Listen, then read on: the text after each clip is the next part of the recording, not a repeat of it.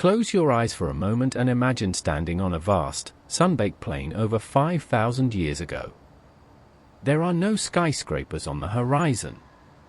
No highways filled with cars. No electricity, no smartphones, and no written history to tell you what came before. The world is quiet, broken only by the sound of wind sweeping across endless fields of reeds and the steady flow of two mighty rivers. Yet somewhere in this seemingly empty landscape, something extraordinary is about to happen. Here, between the Tigris and Euphrates rivers in what is now modern-day Iraq, humanity will take one of its greatest leaps forward. Small farming villages will grow into bustling cities. Towering temples will rise from the earth like artificial mountains. Kings will claim they rule by the will of the gods. Merchants will travel hundreds of miles carrying goods from distant lands. Farmers will reshape entire rivers to feed thousands of people. Most remarkably of all, people will begin pressing tiny symbols into wet clay, creating the world's first known writing system. These people were the Sumerians. Without them, the world we know today might look completely different. The Sumerians pioneered ideas that many of us take for granted. They built some of humanity's first cities, developed complex governments, established organized legal systems, advanced mathematics, charted the movements of the stars, and invented cuneiform writing. Their innovations laid the groundwork for countless civilizations that followed, influencing empires for thousands of years. But theirs is not simply a story of remarkable achievement. It is also a story of fierce rivalries, devastating wars, ambitious rulers, environmental challenges, and the relentless struggle to survive in one of the harshest landscapes on Earth. Every canal had to be dug by hand. Every harvest depended on unpredictable rivers. Every neighboring city could become tomorrow's enemy. Prosperity was always fragile, and even the greatest kingdoms could vanish within a generation. For nearly 2,000 years, the Sumerians transformed the ancient world. Then, almost as suddenly as they had risen, they disappeared. Their cities crumbled into the desert. Their language slowly faded from everyday use. New empires claimed the land they had built, leaving only broken bricks and forgotten stories buried beneath layers of sand. So what happened? How did the world's first great civilization rise from a muddy floodplain? What was everyday life really like for the people who called these cities home? And why did a civilization so advanced ultimately fade into history?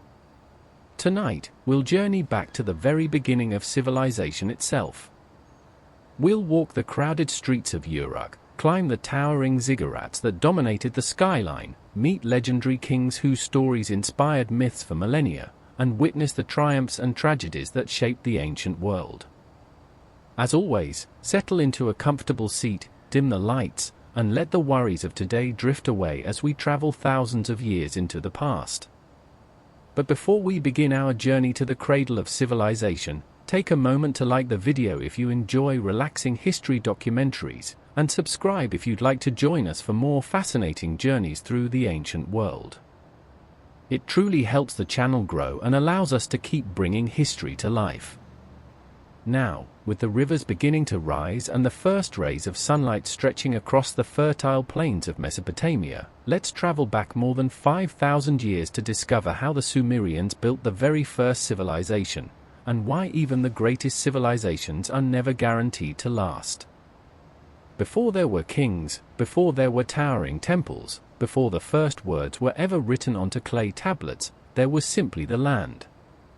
A land unlike any other on Earth. Stretching across what is now modern-day Iraq, this vast plain lay between two powerful rivers, the Tigris and the Euphrates. The ancient Greeks would later call it Mesopotamia, meaning the land between rivers. Thousands of years before that name existed, however, it was simply home to countless wild animals, endless marshes, thick reeds swaying in the wind, and fertile soil waiting to be transformed. If you had stood here around 600 BC, you probably would not have guessed that this quiet landscape would one day give birth to the world's first civilization. Unlike Egypt, which relied on the relatively predictable flooding of the Nile River, Mesopotamia was a place of uncertainty. The Tigris and Euphrates could be generous one year, watering the land and leaving behind rich deposits of fertile silt. The next year, those same rivers could flood violently, washing away homes, crops, and entire villages with little warning. Life here demanded constant adaptation. The climate itself was equally unforgiving. Summers were brutally hot, with temperatures soaring well above 100 degrees Fahrenheit. Rainfall was scarce, especially in southern Mesopotamia, where many of the earliest Sumerian cities would eventually rise. Without the rivers, almost nothing could survive. Yet despite these hardships, people continued to settle here. Why? Because beneath all the challenges lay an extraordinary opportunity. Every flood deposited fresh layers of nutrient-rich soil across the plains. This made the region one of the most fertile places in the ancient world. Anyone willing to work the land could grow barley, wheat, dates, onions, lentils, and many other crops. The problem wasn't growing food. The problem was controlling the water. Early farming communities quickly realized they couldn't simply wait for nature to cooperate. They needed to become engineers. Over generations, they dug canals, built levees, created reservoirs, and constructed irrigation systems that carried river water to distant fields. These projects required hundreds, sometimes thousands, of people working together. No single family could build an irrigation canal stretching for miles.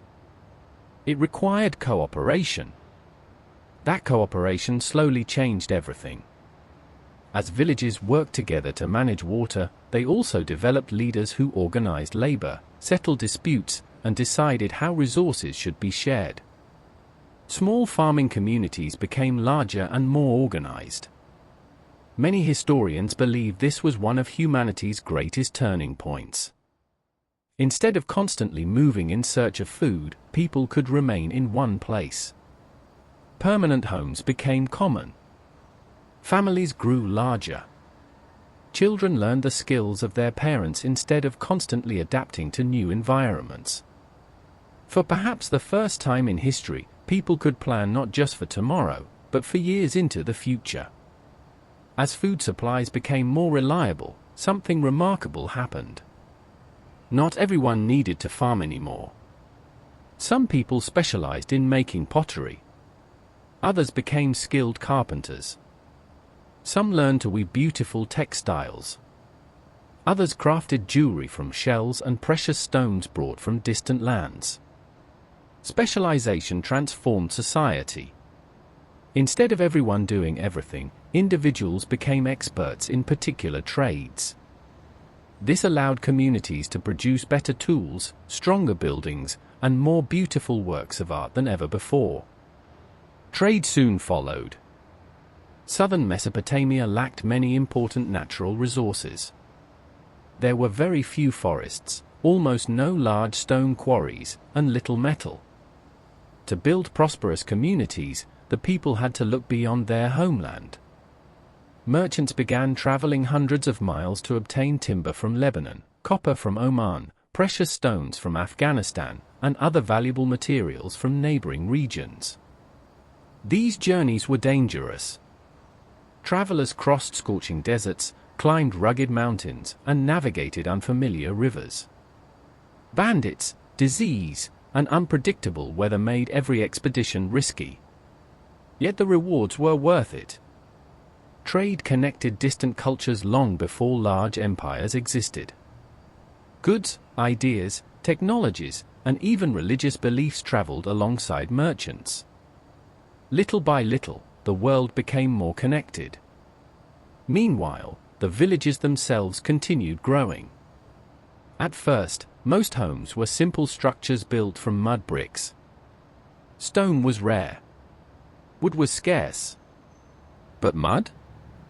Mud was everywhere. The rich clay left behind by the rivers became one of the Sumerians' greatest resources. Workers mixed clay with straw, shaped bricks by hand, and left them to dry beneath the blazing Mesopotamian sun. Entire villages rose from earth itself. Homes, workshops, storage buildings, walls, even temples, were built from these humble bricks. Of course, mud bricks had one major weakness: rain. Heavy storms could slowly erode buildings unless they were constantly repaired. As a result, maintaining a town required continuous labor. Generation after generation rebuilt walls, replaced bricks, and restored damaged structures. In many places, new buildings were simply constructed directly on top of older ones. Over centuries, this created enormous artificial hills known today as tells. Beneath these mounds lie layer upon layer of forgotten history, each one representing another chapter of human civilization. Daily life remained difficult. Farmers woke before sunrise to avoid the worst heat of the day. They guided simple wooden plows pulled by oxen across fertile fields. Others harvested barley using flint sickles while children helped collect grain. Women prepared food, spun wool into thread, baked bread, brewed beer, cared for children, and managed many household responsibilities. Fishing was common along the rivers. Hunters pursued wild boar, gazelle, birds, and fish to supplement their diets. The marshlands provided reeds used to build boats, roofs, baskets, furniture, and even writing tools centuries later. Almost nothing went to waste. Still, danger was never far away. Floods could destroy months of hard work overnight. Droughts threatened starvation. Disease spread quickly through growing settlements where clean water wasn't always available. Wild animals, including wolves and lions, still roamed parts of the region. Life expectancy was short compared to modern standards. Every successful harvest mattered. Every healthy child represented hope for the future. Yet despite these hardships, optimism prevailed. People continued building larger villages because they believed tomorrow could be better than today. Religion also became increasingly important. To the people living along these rivers, nature seemed mysterious and unpredictable. Why did floods come? Why did droughts strike? Why did storms suddenly appear? Without scientific explanations, many believed powerful gods controlled every aspect of life. Each river, storm, harvest, and season reflected divine will. As villages expanded, communities began setting aside special places where they could pray, leave offerings, and ask the gods for protection.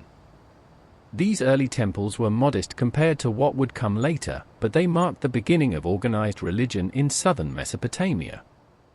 Priests slowly became respected leaders within their communities. They oversaw ceremonies, interpreted signs from the gods, and often helped organize irrigation projects and food storage. Religion and government became deeply intertwined, a pattern that would define Sumerian civilization for centuries.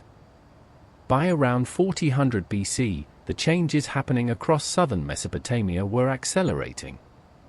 Villages that had once housed only a few hundred people now contained several thousand. Trade routes expanded farther than ever before. Farmers consistently produced more food than their families alone required. Craftsmen developed increasingly sophisticated techniques. Leaders gained greater authority. Temples grew larger. The pace of innovation seemed unstoppable. One settlement in particular began attracting more people than any other. Located near the Euphrates River, this community possessed fertile farmland, thriving trade, skilled craftsmen, and ambitious leaders. Its population grew at an astonishing rate. Soon it became unlike anything humanity had ever seen. This settlement was called Uruk.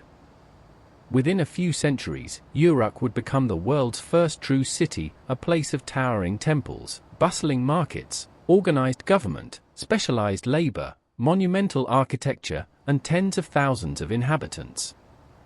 The age of simple farming villages was coming to an end.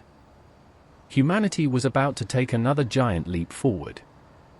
In the next chapter, we'll step through the gates of Uruk itself and explore how the world's very first cities transformed history forever. The sun has just begun to rise over southern Mesopotamia.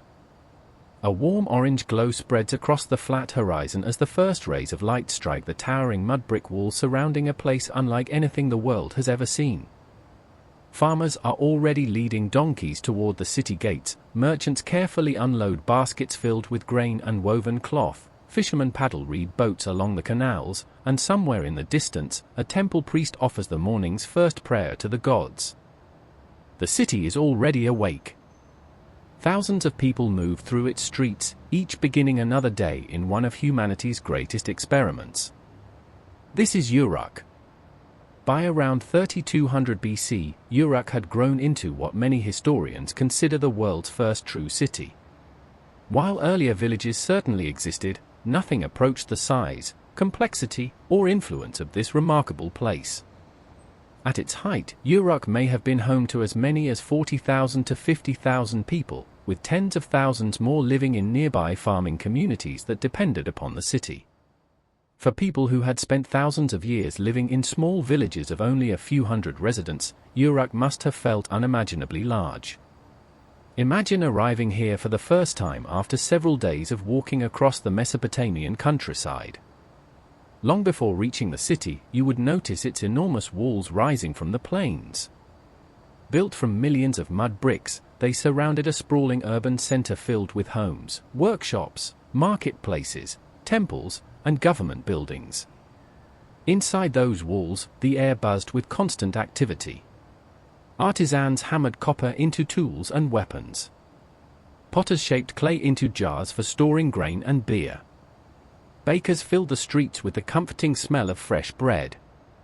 Herdsmen guided sheep through crowded alleyways while traders negotiated prices in busy markets. The sound of conversation echoed from every direction. Children laughed as they chased one another through narrow streets. Donkeys brayed beneath heavy loads. Dogs barked. Temple bells rang. It was noisy, crowded, and alive. Unlike modern cities, however, Uruk was built almost entirely from mud brick. Stone was incredibly scarce in southern Mesopotamia, forcing builders to rely upon the abundant clay left behind by the rivers. Every few years, many buildings required repairs as wind and rain slowly wore away their walls. Even so, the city's architecture was astonishing. Wide streets connected neighborhoods filled with homes of varying sizes. Wealthier families often lived in larger houses arranged around open courtyards, while ordinary laborers occupied much smaller dwellings. Many homes had flat roofs where families gathered during cooler evenings after escaping the intense daytime heat. Life within these neighborhoods revolved around family. Several generations often lived together under one roof. Grandparents cared for young children while parents worked in fields, workshops, or markets. Meals were shared communally, and neighbors frequently depended upon one another during difficult times. Despite the city's impressive size, survival still required cooperation. Food remained the foundation of everything. Thousands of farmers living outside Uruk cultivated vast fields of barley, wheat, dates, onions, lentils, and flax. Canals carried water from the Euphrates River across otherwise dry farmland, transforming the landscape into one of the most productive agricultural regions on Earth. Every harvest flowed toward the city. Grain filled enormous storage buildings where officials carefully measured and distributed supplies. These storehouses ensured that even during poor harvests, much of the population could continue eating. Managing this enormous food supply required organization unlike anything humanity had previously attempted. Someone had to count the grain. Someone had to record how much each farmer delivered. Someone had to decide how food would be distributed to workers constructing temples or maintaining canals. As the city expanded, memory alone was no longer enough. Human civilization had reached a problem no one had ever encountered before. How do you keep track of thousands of people, countless transactions, taxes, harvests, livestock, and trade goods? The answer would change history forever. At first, officials used small clay tokens to represent different goods. One token might symbolize a sheep, another a basket of grain, and another a jar of oil. These tokens were placed inside clay envelopes to record transactions. It worked well enough. Until it didn't. As trade expanded and cities grew larger, this system became increasingly complicated. Eventually, someone had a brilliant idea. Instead of placing tokens inside clay containers, why not simply press symbols onto the outside? That simple innovation evolved into one of humanity's greatest achievements. Writing. Using sharpened reeds, scribes pressed wedge-shaped marks into soft clay tablets, creating what we now call cuneiform. At first, these symbols represented practical information such as taxes, livestock, grain deliveries, and business agreements. No one intended to invent literature. They were simply solving an accounting problem. Yet over time, cuneiform became capable of recording nearly everything. Laws, letters, poetry, religious hymns, scientific observations, royal decrees, stories that would survive thousands of years. For the first time in history, knowledge no longer depended entirely upon memory. Ideas could outlive the people who created them. This changed civilization forever. Learning to write, however, was far from easy. Cuneiform contained hundreds of symbols, each requiring years of careful study. Only a small percentage of the population became scribes. Children selected for this prestigious profession attended special schools where discipline was strict and mistakes were often punished. Students spent countless hours copying the same signs repeatedly into clay. Many surviving tablets reveal the frustrations of these young learners. Some even include humorous complaints about demanding teachers and endless homework. Despite the difficulty, becoming a scribe offered tremendous opportunities. Literacy opened doors to government administration, temple service, trade, diplomacy, and royal courts. Scribes became some of the most respected individuals in Sumerian society. Towering above the city stood its most impressive structures of all: the temples. Unlike later Greek or Roman temples, Sumerian religious complexes dominated every aspect of urban life. The largest eventually evolved into massive stepped structures known as ziggurats. Although the earliest versions were simpler than those built centuries later, even these first temples inspired awe. Built upon elevated platforms, they rose high above the surrounding buildings. From nearly anywhere inside Uruk, citizens could look upward and see the temple reaching toward the heavens. To the Sumerians, this was no coincidence. They believed the gods literally dwelled above mankind. Building temples closer to the sky honored these divine beings while symbolically connecting heaven and earth. Each city considered itself under the protection of a particular deity. Uruk belonged primarily to the goddess Inanna. She was associated with love, fertility, beauty, political power, and war, a fascinating combination reflecting both creation and destruction. The people believed Inanna watched over their city. Her favor meant prosperity. Her anger could bring disaster. Priests therefore performed daily rituals to ensure the gods remained pleased. Offerings of food, drink, incense, and valuable goods filled temple storehouses. Music echoed through sacred courtyards as singers and musicians participated in elaborate religious ceremonies. Religion was not separate from daily life. It was woven into everything. Temples also served practical purposes. They employed workers, owned farmland, managed warehouses, distributed food, oversaw construction projects, provided assistance during times of hardship. In many ways, the temple functioned as both a religious center and an economic powerhouse. Meanwhile, Uruk's influence extended far beyond its own walls. Merchants traveled extraordinary distances carrying textiles, pottery, grain, and crafted goods in exchange for materials unavailable in southern Mesopotamia. Timber arrived from distant forests. Copper came from lands hundreds of miles away. Lapis lazuli, its brilliant blue color unlike anything found locally, traveled from what is now Afghanistan after journeys spanning nearly 1,500 miles. These trade routes connected cultures across the ancient Near East. Ideas spread alongside merchandise. Technologies improved.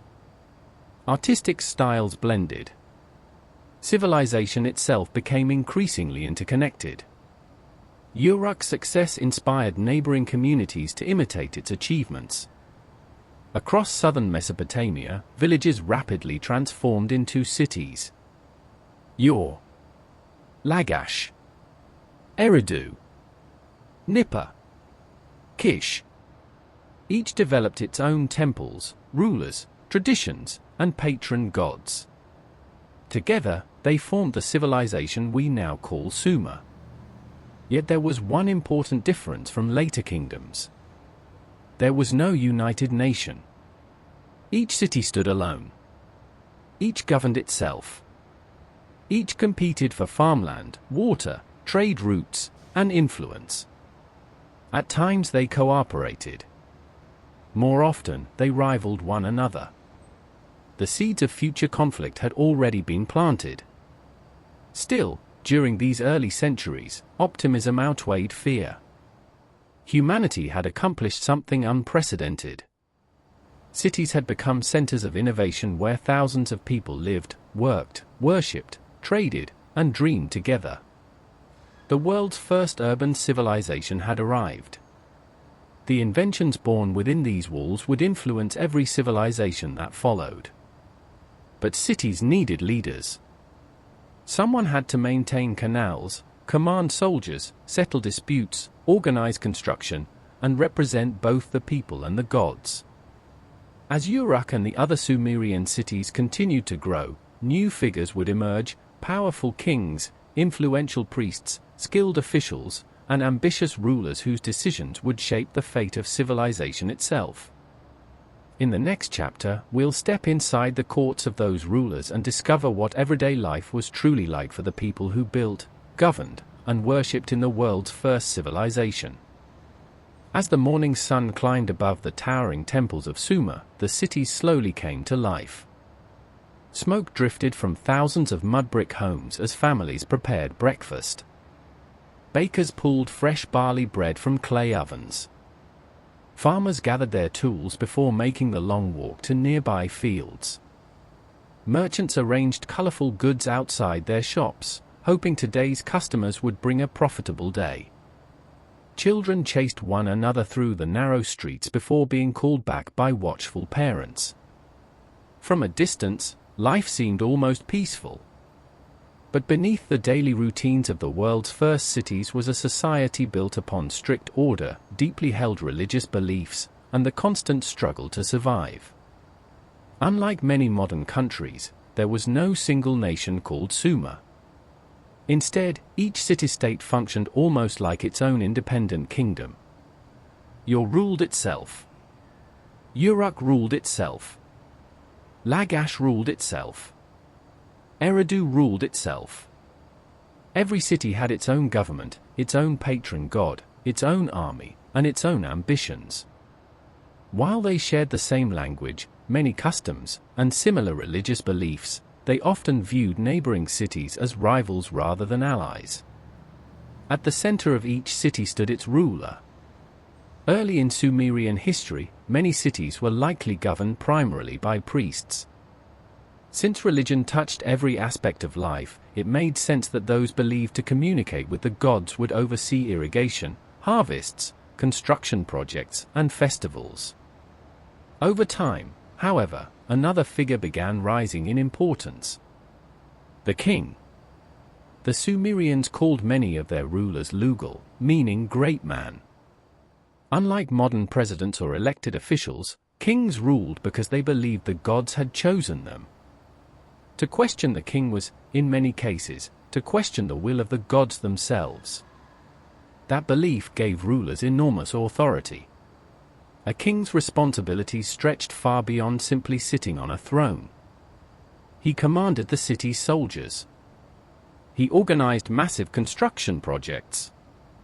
He supervised canal repairs. He collected taxes. He settled disputes. He negotiated with neighboring rulers. He ensured temples received offerings. Most importantly, he was expected to protect his people. A weak king could mean famine. A careless king might allow canals to collapse. An unsuccessful king could lose his city to invading armies. Leadership was not merely ceremonial.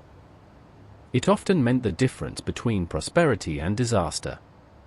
Among all the rulers of ancient Sumer, one name has echoed across more than 4,000 years. Gilgamesh. Whether every story about him is true remains uncertain. Historians believe Gilgamesh likely ruled Uruk sometime around 2700 BC, but over the centuries his life became wrapped in legend. According to ancient stories, Gilgamesh possessed incredible strength and unmatched courage. He fought terrifying monsters, journeyed into enchanted forests, challenged divine beings, and searched desperately for the secret of eternal life.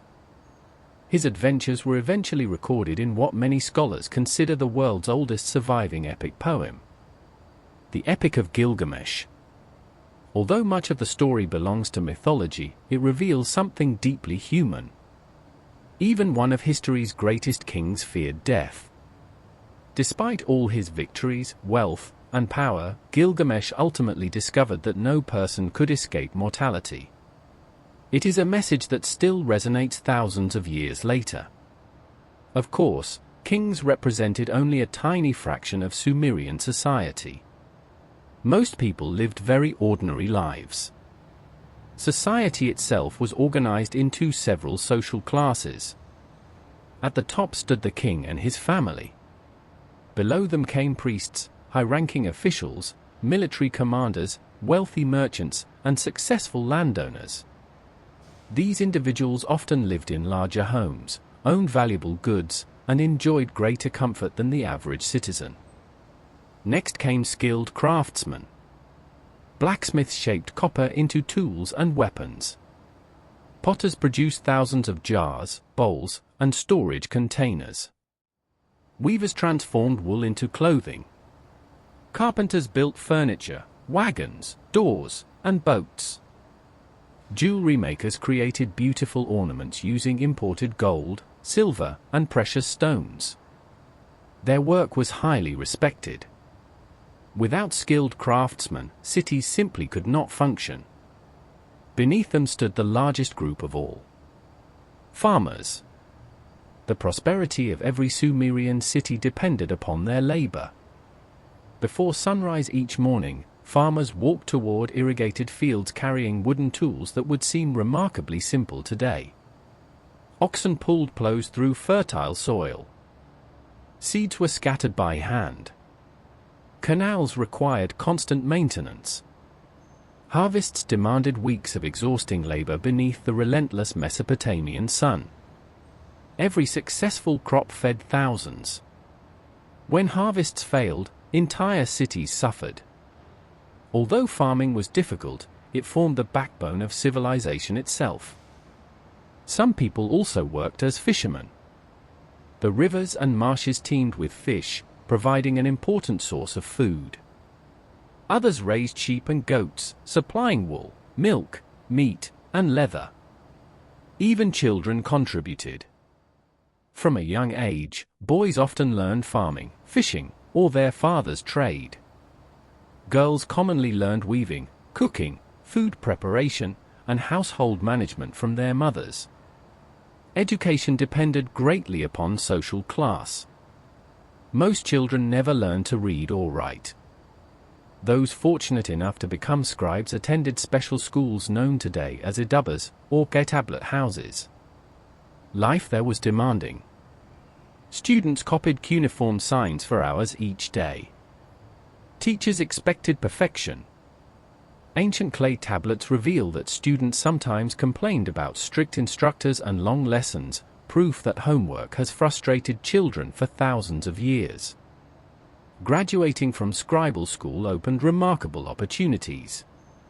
Scribes worked for kings, temples, merchants, and government officials.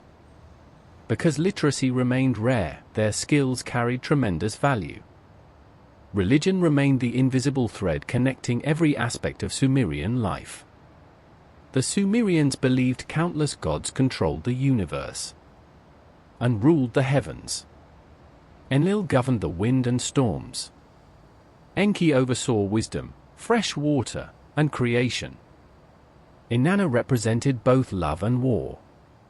Utu watched over justice and the sun. Nanna illuminated the night as the moon god. To modern readers, it may seem unusual that one goddess could represent both love and warfare. Yet to the Sumerians, life itself contained these contradictions. Creation and destruction often existed side by side. The gods reflected that reality. People believed divine beings influence nearly everything. A good harvest? The gods were pleased. A devastating flood? The gods were angry. An illness spreading through the city? Perhaps someone had offended the divine. To maintain harmony, priests performed elaborate rituals every single day. Temples received offerings of grain, fruit, livestock, beer, incense, and valuable objects. Music filled sacred courtyards. Priests recited prayers while burning fragrant incense toward the heavens. Festivals brought entire cities together in celebration. These occasions included feasts, music, dancing, athletic competitions, and grand religious processions through city streets. For many families, these festivals offered welcome relief from demanding daily routines. Life at home was surprisingly organized. Most houses centered around an open courtyard. Rooms surrounded this central space, allowing fresh air to circulate during scorching summers. Families cooked meals over open fires. Bread remained a staple food. Barley porridge was common. Dates added sweetness. Fish appeared frequently. Beer accompanied many meals, not because people constantly sought intoxication, but because brewing often made water safer to drink. The beer itself was much thicker than modern varieties and was usually consumed through long reeds that filtered out bits of grain. Furniture remained fairly simple. Wooden stools, low tables, storage chests, reed mats for sleeping. Despite their simplicity, many homes felt warm and lively. Families gathered during evenings to eat, tell stories, sing songs, and share news from the day. Marriage played an important role in society. Many marriages were arranged between families. Marriage contracts were often written on clay tablets, outlining responsibilities and agreements. Children were considered a blessing, helping support both the household and future generations. Women held more rights than many people might expect for such an ancient civilization. Some women owned property. Others operated businesses.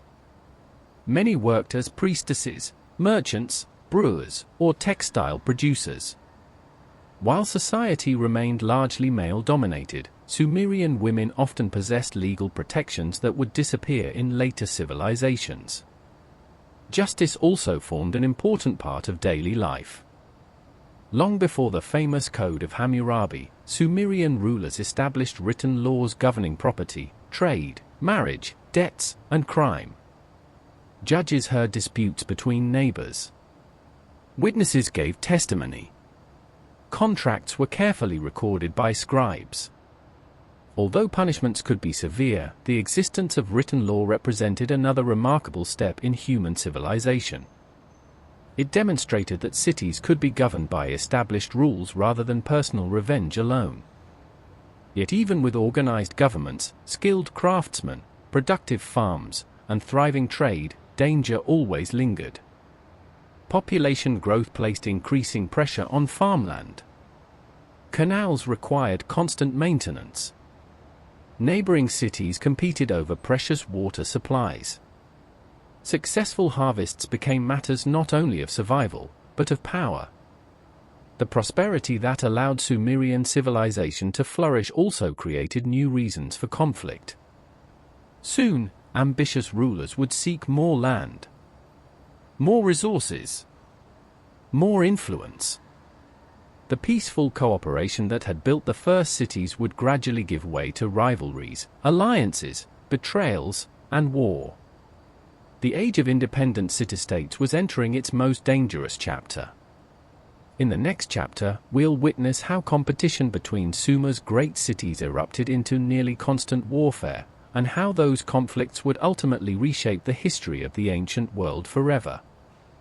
For generations, the cities of Sumer had grown richer with every passing year. Canals stretched farther across the plains. Farmers harvested more grain than ever before. Merchants returned from distant lands with copper, timber, precious stones, and stories of places few people would ever see. Temples rose higher into the sky, while kings proudly decorated their cities with monuments celebrating prosperity. To an outsider, Sumer may have appeared unstoppable. Yet beneath this remarkable success lay a dangerous reality. Every city depended on the same rivers. Every city needed fertile farmland. Every city wanted control over valuable trade routes. And every city believed its own gods favored its people above all others. The very innovations that had made civilization possible were now becoming reasons to fight. Unlike the large kingdoms that would emerge centuries later, Sumer was never a unified nation. It was a collection of powerful city-states, each fiercely independent and often suspicious of its neighbors. Uruk sought to expand its influence. Lagash guarded its fertile fields. Umma watched its borders carefully. Ur protected its growing wealth. Kish claimed ancient prestige. Nippur held enormous religious importance. Each ruler believed that his city deserved to prosper. The problem was that prosperity often came at someone else's expense. Imagine living just outside the walls of one of these cities. You spend months planting barley beneath the hot Mesopotamian sun. Your family helps maintain the irrigation canals that bring life-giving water to your fields. Every harvest determines whether your children will have enough food for the coming year. Then one morning, word spreads through the village. The neighboring city has diverted part of the canal. Less water now reaches your land. Your crops begin to dry. The harvest shrinks.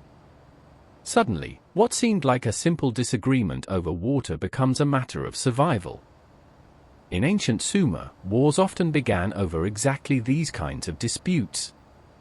Water was wealth. Land was wealth. Control of canals meant control of food. And control of food meant power. As competition intensified, every city began preparing for conflict. The earliest Sumerian armies looked very different from the professional military forces we know today. Most soldiers were ordinary citizens. During times of peace, they farmed fields, built canals, raised livestock, or practiced skilled trades. But when danger threatened, they answered the king's call. Farmers became soldiers almost overnight. Training was limited.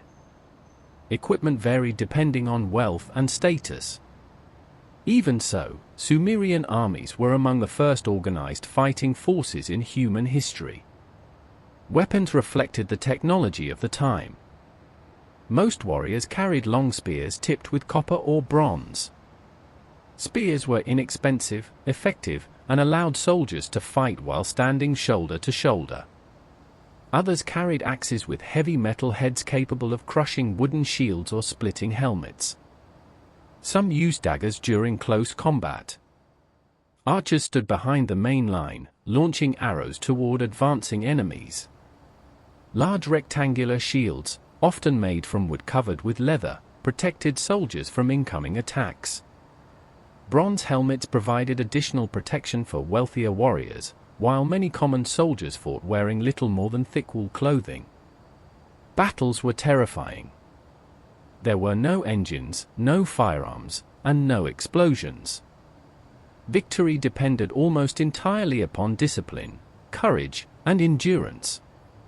Imagine standing in formation as hundreds of enemy soldiers slowly advance across an open field. The morning air is already growing warm. Sweat drips beneath your helmet. You grip your spear tightly as drums echo across the battlefield. Priests offer final prayers to the gods. Then comes the order to advance.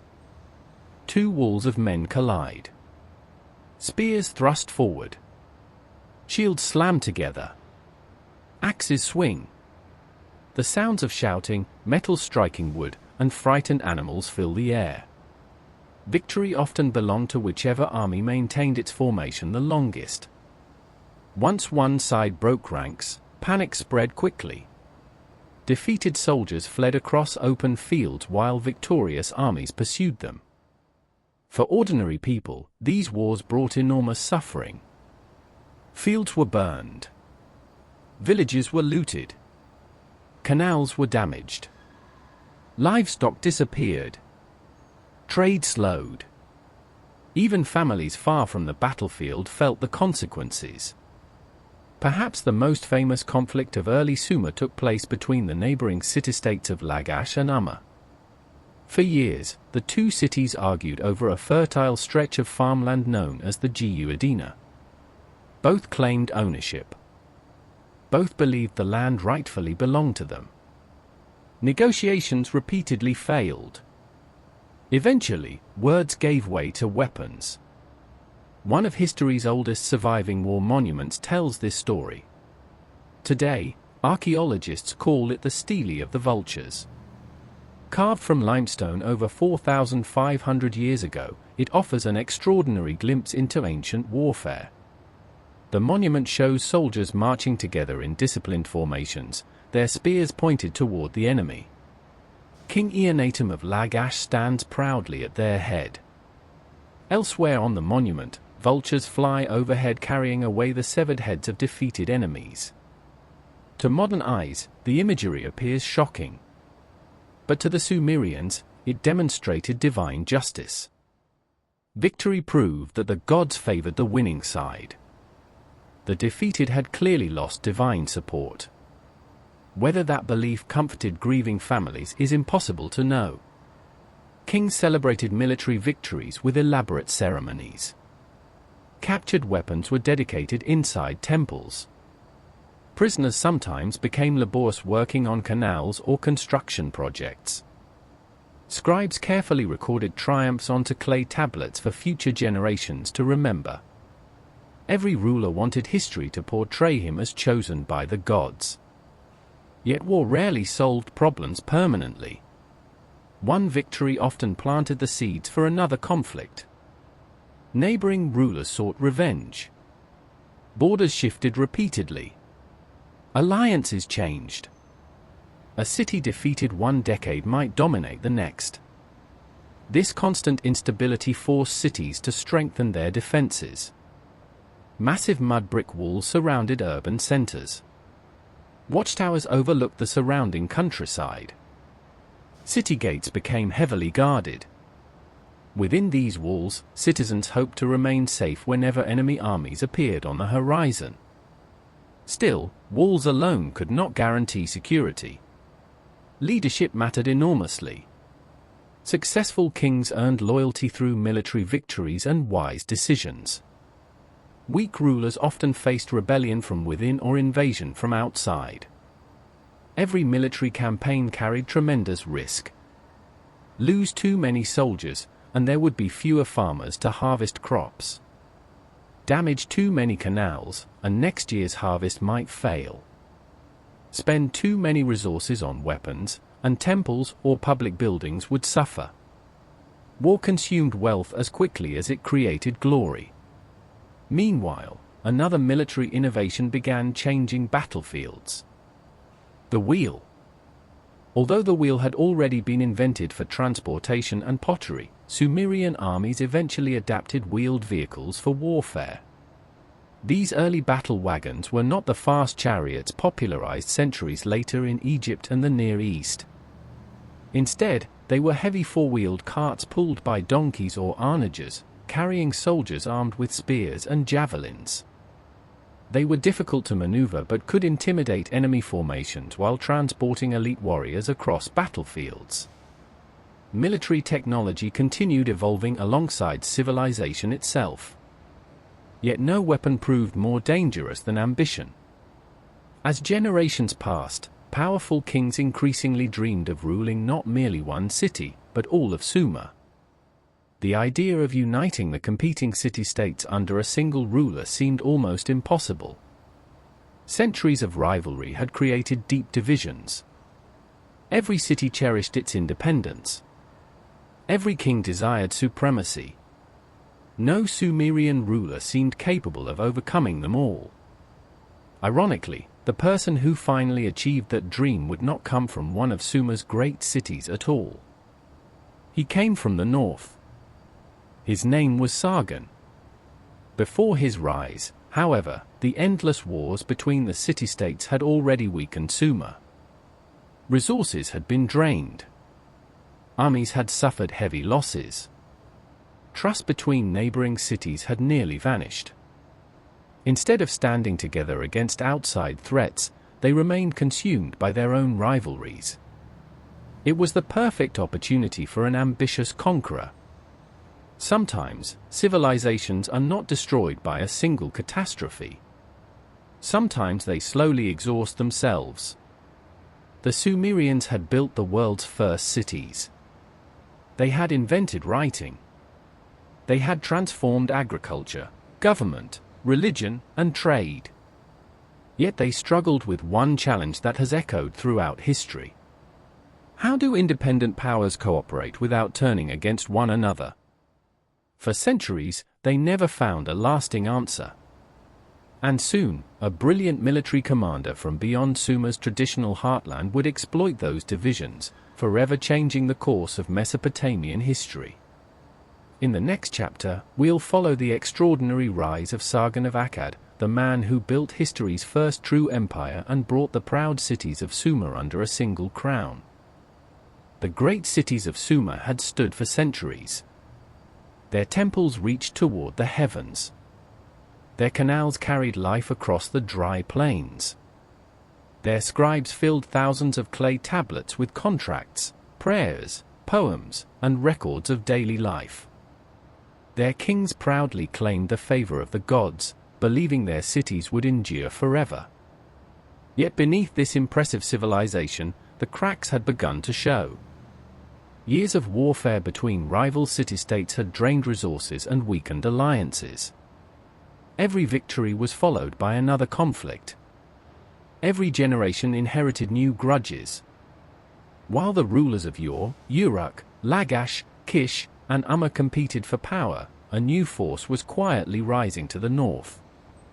Its leader would accomplish something no one had managed before. He would unite nearly all of Mesopotamia under a single ruler. His name was Sargon. More than 4,000 years later, historians still debate exactly where he came from. In fact, much of what we know about his early life comes from stories written long after his death. According to one famous legend, Sargon's mother was a priestess who could not raise him openly. She placed the infant in a basket made of reeds, sealed it with bitumen, and set it afloat on a river. Eventually, the basket drifted safely downstream, where a gardener discovered the child and raised him as his own. The story sounds remarkably familiar. Thousands of years later, a similar tale would appear in the story of Moses. Whether the legend is true remains unknown. Ancient kings often surrounded themselves with dramatic origin stories to suggest that the gods had chosen them from birth. What historians do believe is that Sargon likely began life far from royal luxury. Before becoming a conqueror, he served as a cupbearer to the king of Kish. Today, that title may sound unimportant, but in the ancient world, a royal cupbearer was one of the king's most trusted officials. Since poison was a constant fear, the person responsible for serving the ruler's food and drink had to be completely loyal. The position also placed Sargon close to the center of power. He observed politics firsthand. He watched generals plan campaigns. He learned how kings governed their people. Most importantly, he saw both the strengths and weaknesses of the Sumerian city-states. At some point, Sargon seized his opportunity. The exact details have been lost to time, but by around 2334 BC, he had taken control of the city of Akkad. Curiously, archaeologists have never found the exact location of Akkad itself.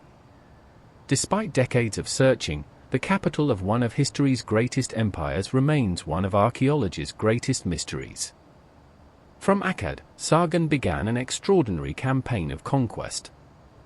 Unlike many Sumerian rulers before him, Sargon was not satisfied with defeating one neighboring city. He intended to conquer them all. His army marched south toward the wealthy cities of Sumer. One by one, they fell. Uruk, Ur, Lagash, Umma, Kish. City after city surrendered or was captured. The rulers who had spent generations fighting one another suddenly faced an enemy unlike any they had encountered before. Many historians believe Sargon's greatest advantage was not simply his military skill. It was his vision.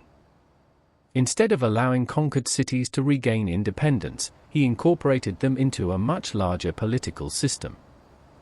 For perhaps the first time in history, dozens of cities answered to one supreme ruler.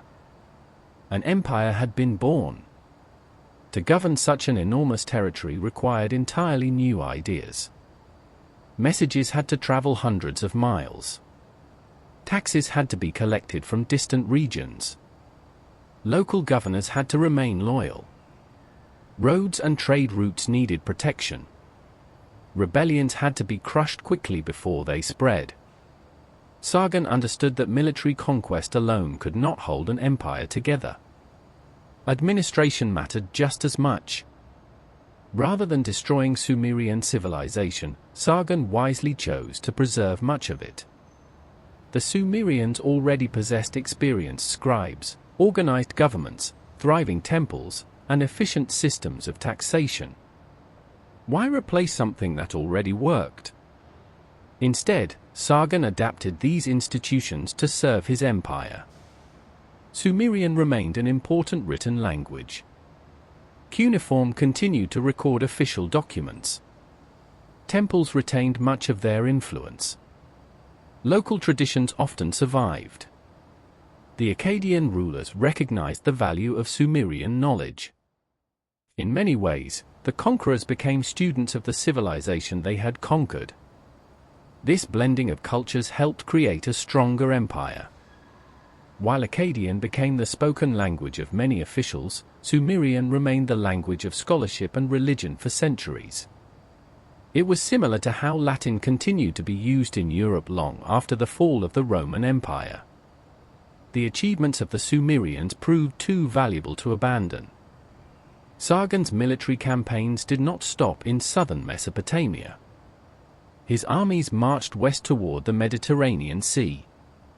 They pushed east into the Zagros Mountains. Trade routes stretching hundreds of miles now came under imperial protection. Merchants could travel more safely than before, carrying goods across territories once divided by constant warfare. For ordinary people, this brought both benefits and burdens. Peace between former rivals allowed commerce to flourish.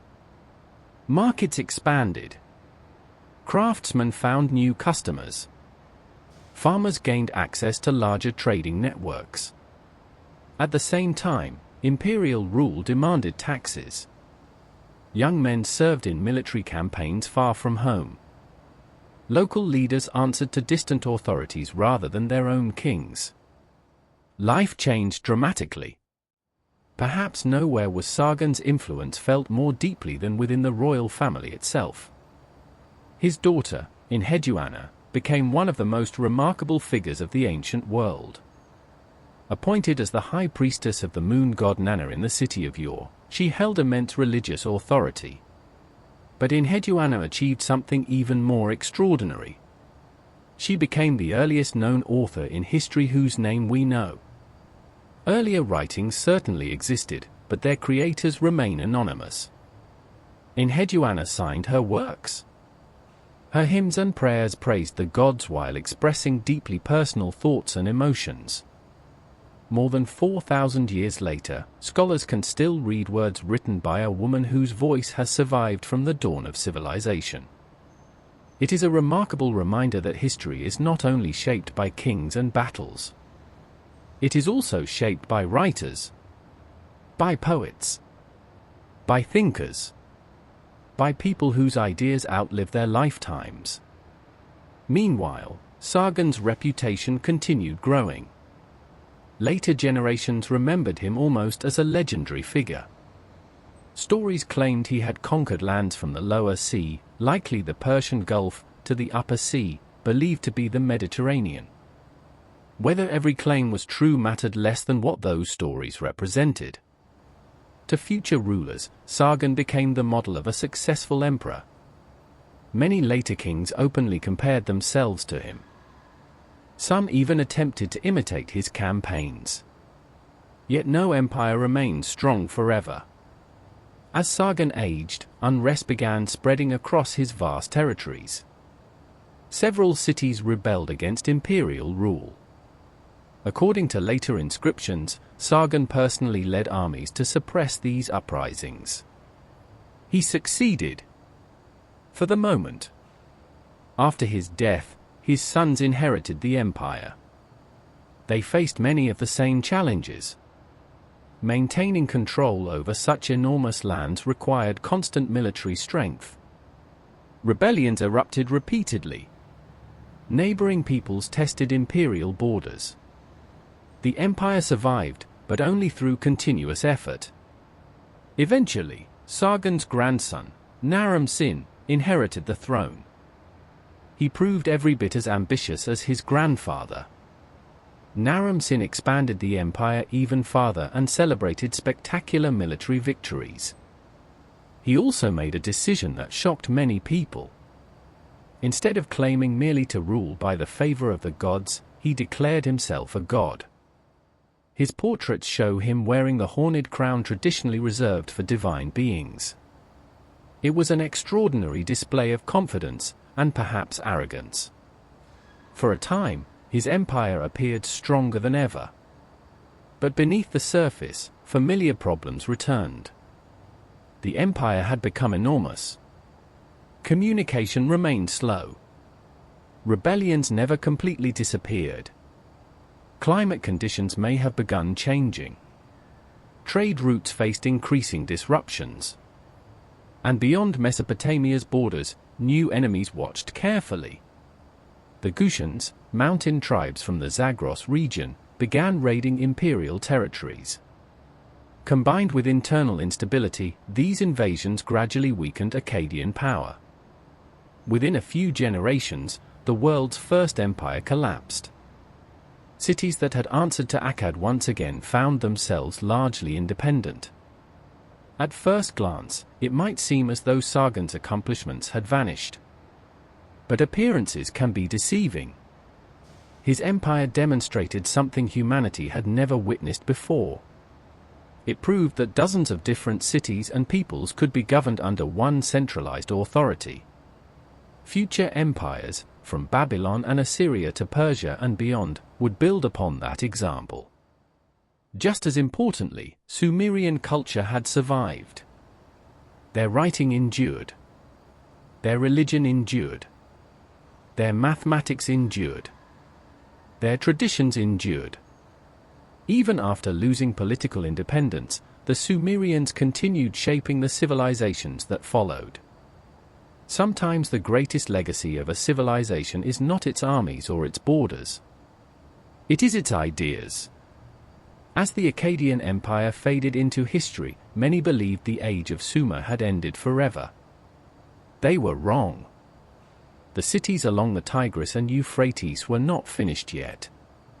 One final golden age still awaited them.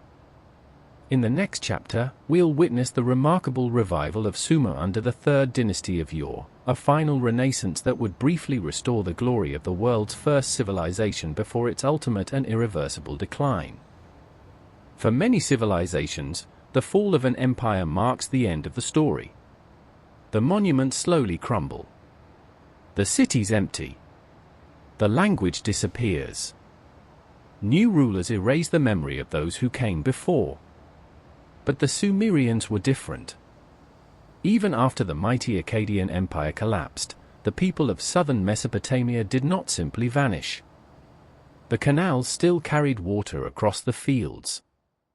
Farmers still planted barley beneath the scorching sun. Scribes still pressed cuneiform symbols into wet clay.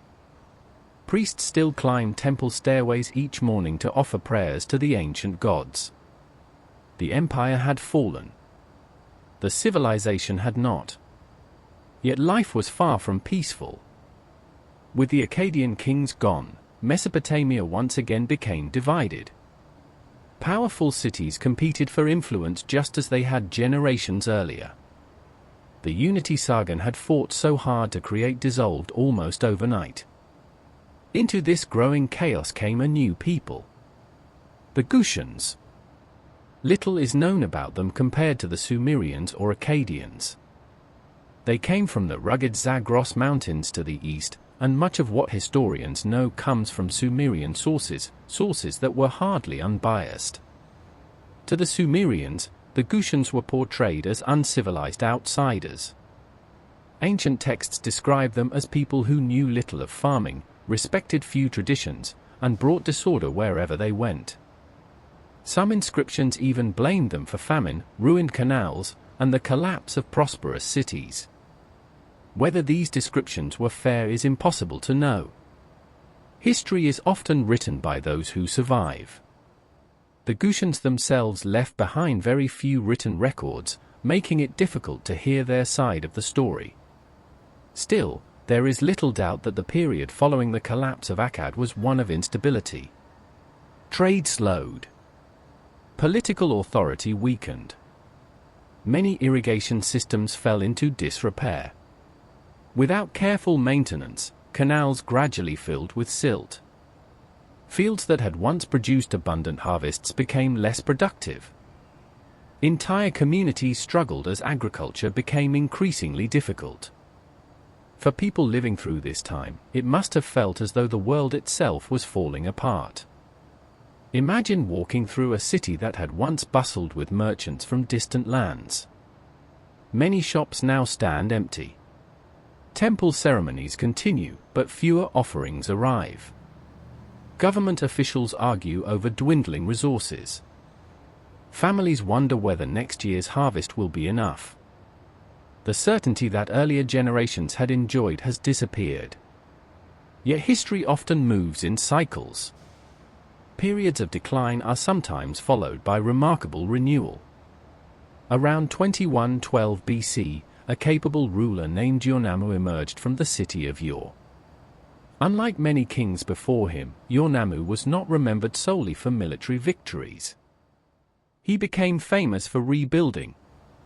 After years of instability, he focused on restoring order rather than simply conquering neighboring cities. Canals were repaired. Roads were improved. Temples were rebuilt. Trade began flowing once more. The city of Ur flourished as never before. Under Urnamu, the third dynasty of Ur, often called the Ur III period, was born. Many historians describe this era as the Sumerian Renaissance. It represented one final golden age for the civilization that had invented cities thousands of years earlier. One of Urnamu's greatest achievements was something that continues influencing societies even today: law. Long before most famous legal systems of the ancient world, Urnamu introduced one of the oldest surviving law codes in history.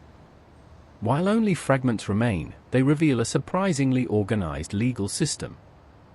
The laws address theft, marriage, property disputes, personal injury, false accusations, slavery, inheritance. Unlike some later legal codes, many punishments involved financial compensation rather than severe physical penalties. For example, instead of immediately demanding death or mutilation for certain offenses, fines were often imposed. This reflected an increasingly sophisticated understanding of justice. The goal was not merely punishment. It was restoring order. Once again, scribes became essential members of society. Every contract, every tax payment, every legal decision, every royal decree, every shipment of grain, everything important was carefully recorded onto clay tablets. Thousands of these tablets have survived beneath the Mesopotamian soil. Together, they provide historians with one of the most detailed pictures of everyday life from the ancient world. Thanks to these records, we know astonishing details. We know how much workers were paid. We know what foods people purchased. We know how grain was distributed. We know livestock inventories. We even know school assignments completed by children more than 4,000 years ago. Few ancient civilizations have left behind such an extensive written archive.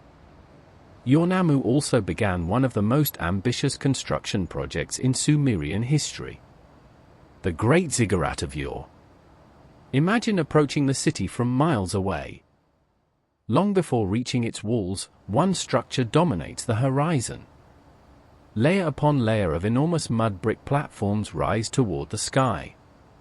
Broad staircases climb upward to sacred temples at the summit.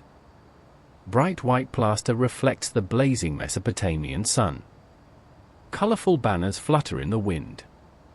Priests dressed in ceremonial robes slowly ascend the massive staircase carrying offerings for the moon god Nana. The entire building seems to bridge heaven and earth. The ziggurat was not simply an impressive monument. It symbolized the relationship between humanity and the divine. To the people of Ur, the gods watched over every harvest, every birth, every victory, and every disaster. Maintaining their favor remained essential. Thousands of laborers worked for years constructing these enormous buildings. Millions of mud bricks had to be shaped, dried, transported, and carefully stacked. It was one of the greatest engineering achievements of its time. Remarkably, part of the Great Ziggurat still stands today. Although weather and time have worn away much of the original structure, visitors can still climb portions of the ancient staircase and imagine the awe it inspired thousands of years ago. The prosperity of Ur extended beyond religion and government. Trade flourished once again. Ships traveled along the Persian Gulf carrying textiles, grain, pottery, and crafted goods. Caravans crossed deserts transporting copper, timber, precious stones, and luxury items. Markets buzzed with activity. Artisans produced jewelry of remarkable craftsmanship. Metalworkers created increasingly sophisticated tools. Musicians entertained crowds during religious festivals. Poets composed hymns honoring kings and gods. For a brief moment, it seemed as though Sumer had fully recovered. But beneath this prosperity, familiar dangers quietly returned. The land itself was beginning to change. Modern scientific studies suggest that southern Mesopotamia faced increasing environmental challenges during this period. Centuries of irrigation gradually caused salt to accumulate in the soil. At first, farmers barely noticed. Year after year, however, crop yield slowly declined. Fields that had once produced abundant wheat increasingly struggled. Many farmers switched to barley because it tolerated salty soil better. Even that solution had limits. Climate may also have become drier. Reduced rainfall in surrounding regions placed additional pressure on agriculture. Canals required even greater maintenance. Every harvest became slightly less reliable. Meanwhile, the empire itself had grown large once again. Like Sargon centuries earlier, the rulers of Ur faced the enormous challenge of governing distant territories. Taxes had to be collected. Roads protected. Rebellion suppressed. Frontiers defended. Every additional province demanded more soldiers and more administrators. The cost of maintaining stability continued rising. Then external threats emerged. To the east lay Elam, a powerful kingdom located in what is now southwestern Iran. Relations between Ur and Elam shifted constantly between trade and conflict. Eventually, warfare became unavoidable. As internal problems weakened the kingdom, Elamite forces launched increasingly successful campaigns into Mesopotamia. Around 2004 BC, disaster finally struck. The city of Ur fell. Its walls were breached. Its temples were looted. Its king, Ibisin, was captured and taken away into exile. Ancient poems mourning the destruction of Ur survive to this day. They describe abandoned streets, silent temples, grieving families, and a city once filled with life now reduced to ruins. Whether every detail reflects literal events or poetic exaggeration, the emotional impact remains unmistakable. The people believed their world had ended. And in many ways, it had. The third dynasty of Ur collapsed. No future Sumerian kingdom would ever again dominate southern Mesopotamia. New peoples gradually assumed political control. The Amorites established powerful new kingdoms. Babylon slowly rose to prominence. The Sumerian language eventually ceased to be spoken in everyday conversation, though priests and scholars continued using it for centuries in religious and academic texts. The civilization that had invented writing, built the world's first cities, created monumental temples, developed organized government, and laid the foundations for countless later societies, had finally reached the end of its political history. Yet endings in history are rarely complete. Empires fall. Cities crumble. Languages fade. But ideas can outlive them all. The Sumerians had planted seeds that future civilizations would continue to cultivate for thousands of years. Their greatest achievements were only beginning their journey through history. In our final chapter, we'll explore the extraordinary legacy of the Sumerians and discover why a civilization that disappeared 4,000 years ago continues shaping the modern world in ways most people never realize. As the sun slowly sets over the plains of southern Mesopotamia, the once great cities of Sumer grow quiet. The bustling marketplaces have disappeared. The mighty kings who once ruled by the will of the gods are gone. The towering palaces have long since crumbled into the earth. The canals that carried life across the land have filled with sand and silt. Wind sweeps through the ruins where thousands of families once laughed, worked, worshipped, and dreamed of the future. For centuries, these cities remained forgotten.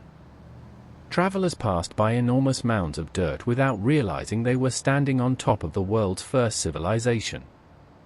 The names Ur, Uruk, Eridu, and Lagash slowly faded from memory. Their language was no longer spoken. Their kings became legends. Their achievements disappeared beneath thousands of years of dust. It would have been easy to assume that the Sumerians had vanished forever. But history has a remarkable way of preserving what truly matters. Sometimes, the greatest legacy of a civilization is not found in its buildings. It is found in the ideas it leaves behind. When archaeologists began excavating Mesopotamia during the 19th century, they uncovered something extraordinary. Beneath layers of collapsed mud brick were hundreds of thousands of clay tablets. Some recorded grain deliveries. Others listed taxes. Some contained business contracts. Others preserved prayers and hymns. There were letters between family members. School assignments written by children. Court records. Mathematical problems. Astronomical observations. Even stories filled with adventure and heartbreak. For the first time, the voices of people who had lived over 4,000 years ago could speak again. Unlike civilizations that left only monuments, the Sumerians left conversations. We can read about merchants arguing over payments, teachers criticizing lazy students, workers receiving wages, families arranging marriages, priests asking the gods for rain, kings celebrating victories. These ordinary records remind us that history is not only about famous rulers. It is about everyday people trying to build better lives for themselves and their children. Perhaps no Sumerian achievement transformed humanity more than writing. Before cuneiform, knowledge depended almost entirely upon memory. Stories changed as they were retold. Agreements could be forgotten. Laws could be disputed. Information often disappeared when the people who possessed it died. Writing changed everything. Suddenly, knowledge could survive its creator. A farmer could record his harvest. A merchant could document a trade agreement. A king could preserve his accomplishments. A poet could leave behind stories that future generations would still read thousands of years later. Every alphabet, every book, every newspaper, every email, every text message, every digital document, all of them trace part of their ancestry back to those first wedge-shaped marks pressed into wet clay by Sumerian scribes.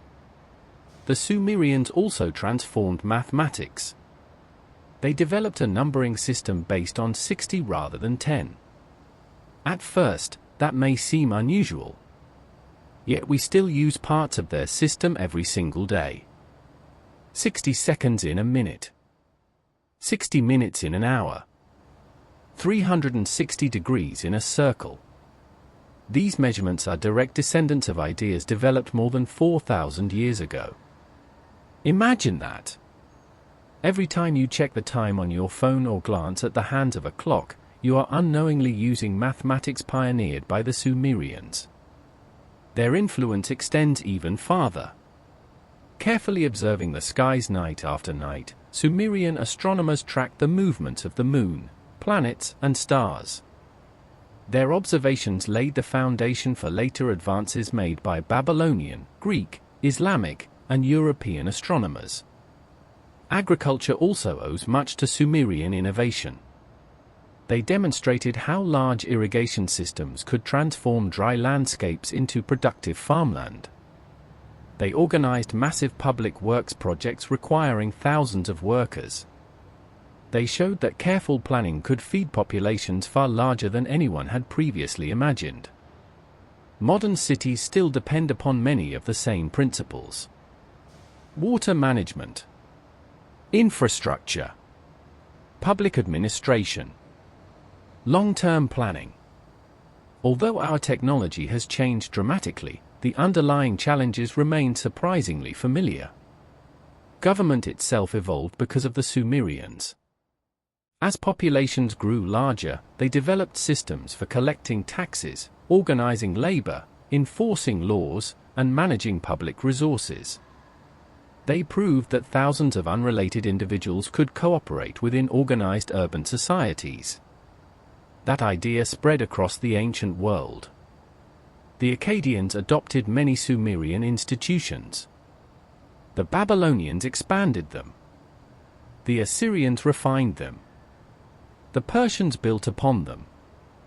The Greeks learned from civilizations that had inherited Sumerian knowledge. the Romans later influenced much of the modern Western world. History is rarely a series of isolated civilizations. It is more like a relay race. Each generation passes knowledge to the next. The Sumerians were among the very first runners. Religion also carried their influence across centuries. Many flood stories, creation myths, and legendary heroes found throughout the ancient Near East share striking similarities with earlier Sumerian traditions.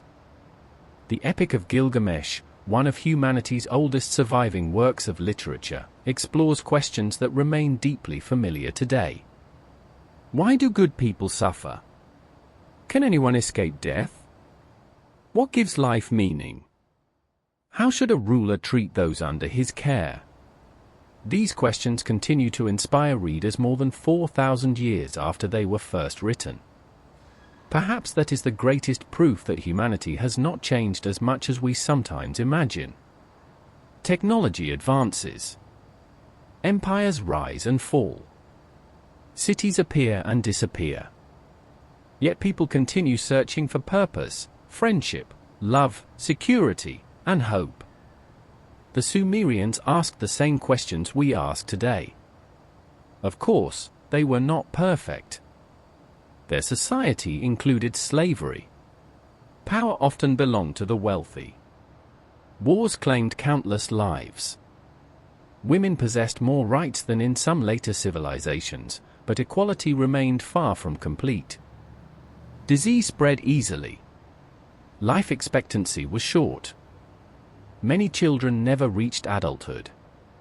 Like every civilization, the Sumerians possessed both remarkable achievements and serious flaws. History becomes more meaningful when we recognize both. It reminds us that progress is rarely simple. Every civilization contributes something valuable while also struggling with challenges that future generations must overcome. Today, the ruins of Uruk, Eridu, and other ancient cities still stand beneath the hot Iraqi sun. Although many structures have weathered away, archaeologists continue uncovering remarkable discoveries. Every clay tablet translated, every buried foundation uncovered, every ancient seal carefully cleaned, adds another small piece to the story of humanity's earliest civilization. There is still much we do not know. The exact location of Akkad remains one of archaeology's greatest mysteries. Many Sumerian texts have yet to be translated. Countless ruins remain buried beneath centuries of sand and soil. The story of Sumer is still being written. In many ways, that seems fitting. After all, the people who gave humanity writing continue giving us new stories to discover. When we think about the Sumerians, it is tempting to focus on their inventions. The wheel, writing, cities, law, mathematics, irrigation, astronomy. Yet perhaps their greatest accomplishment was something even more profound. They proved that human beings could imagine a future greater than the present. They looked across an empty floodplain and envisioned cities. They looked at unpredictable rivers and imagined canals. They looked at soft clay and imagined permanent records. They looked at scattered villages and imagined civilization. That ability to dream, to organize, to cooperate, and to build something that outlasts a single lifetime remains one of humanity's defining characteristics. The Sumerians did not know they were becoming the first civilization. They were simply trying to solve the problems of everyday life. Feed their families. Protect their communities. Honor their gods. Create a better tomorrow. In doing so, they changed the course of human history forever. So the next time you read a book, write your name, check the time, walk through a busy city, sign a contract, or watch a government organize public works, remember that many of those ordinary moments have roots stretching back more than 5,000 years to the land between the Tigris and Euphrates rivers. The Sumerian civilization may have fallen, Its kings may have disappeared. Its language may no longer be spoken. But its ideas never truly died. They became part of us. And perhaps that is the greatest legacy any civilization can hope to leave behind. Thank you for joining me on this journey through the rise and fall of the Sumerians. If you enjoyed this deep dive into one of history's most fascinating civilizations, don't forget to like the video, subscribe for more long-form history documentaries, and let me know in the comments which ancient civilization you'd like to explore next. Until next time, rest well, and keep wondering about the stories hidden beneath the sands of history.